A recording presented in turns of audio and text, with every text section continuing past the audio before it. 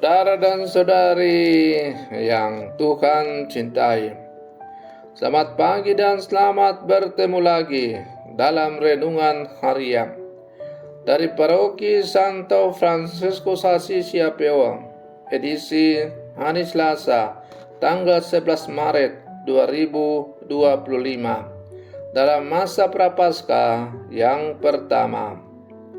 Mengawali hari yang baru ini, kita hendak mendengar dan merenungkan sabda Tuhan. Marilah sebelum kita mendengar dan merenungkan sabda Tuhan, kita berdoa. Dalam nama Bapa dan Putra dan Roh Kudus. Amin. Allah Bapa yang Maha Murah, kami bersyukur karena Engkau berkenan menyuburkan hidup kami dengan rahmat pengampunan. Semoga dengan menjaga kesucian diri melalui laku tapa, jiwa kami dikuatkan untuk merindukan-Mu. Bersabdalah ya Tuhan, kami siap mendengarkan. Terpujilah Engkau Bapa, Putra dan Roh Kudus, kini dan sepanjang segala masa. Amin. Para saudara dan saudari yang Tuhan cintai, sabda Tuhan yang hendak kita dengar dan kita renungkan untuk mengawali hari yang baru ini diambil dari Injil Matius pasal 6 ayat 7 sampai 15. Tuhan bersamamu. Inilah Injil suci menurut Matius. Dalam khotbah di bukit, Yesus berkata kepada murid-muridnya, dalam doamu janganlah kamu bertele-tele seperti kebiasaan orang yang tidak mengenal Allah. Mereka menyangka bahwa karena banyaknya kata-kata, doa mereka dikabulkan. Jadi, janganlah kamu seperti mereka, karena Bapamu mengetahui apa yang kamu perlukan sebelum kamu minta padanya. Karena itu, berdoalah begini: Bapa kami yang di surga, dikuduskanlah namamu, datanglah kerajaanmu, jadilah kehendakmu di bumi seperti di surga.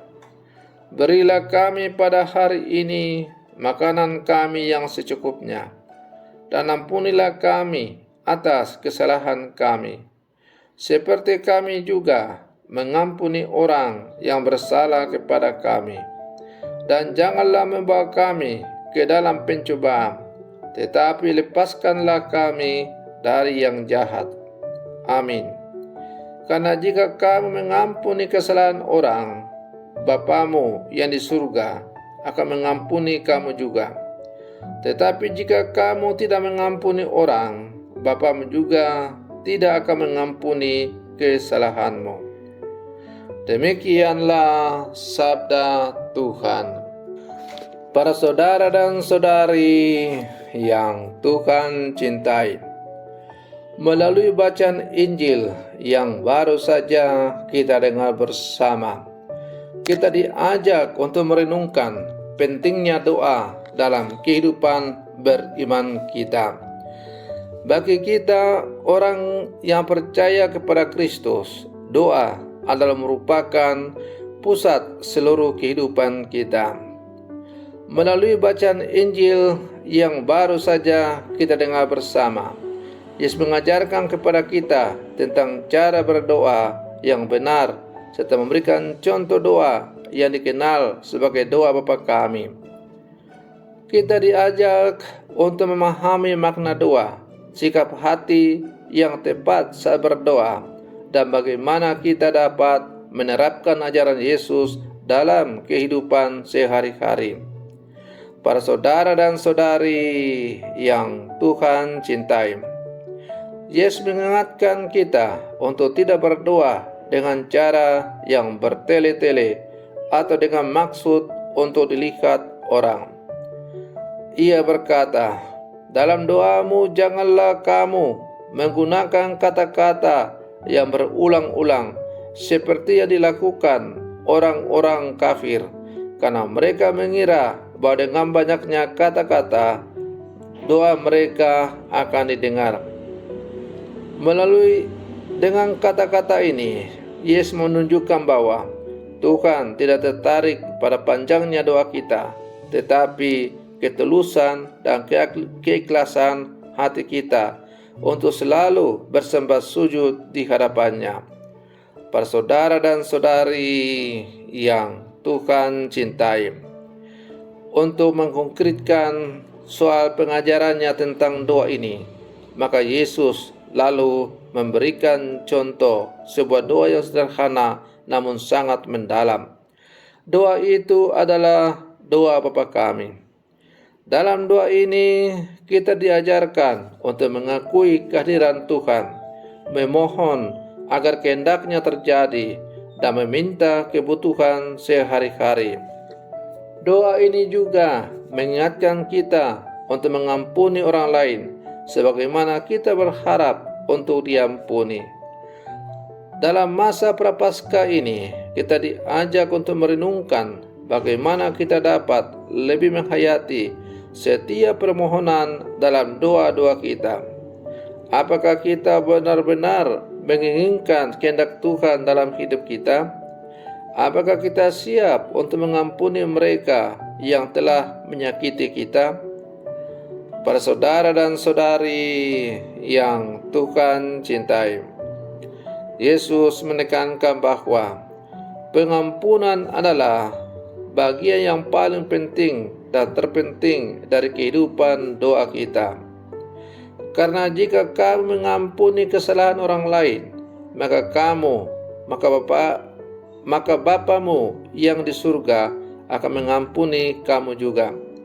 Tetapi jika kamu tidak mengampuni orang lain, Bapa kamu yang ada di surga tidak akan mengampuni kesalahanmu juga.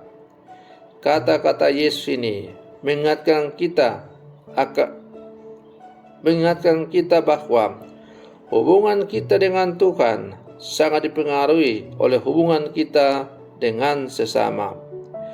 Adalah omong kosong kalau kita mengatakan kita mengasihi Tuhan tetapi kita membenci sesama. Demikian juga sebaliknya. Maka masa prapaskah adalah masa yang bagus untuk kita semakin merenungkan apakah ada orang yang perlu kita ampuni dalam hidup kita. Pengampunan adalah langkah penting dalam proses pertobatan dan pemulihan hubungan kita dengan Tuhan.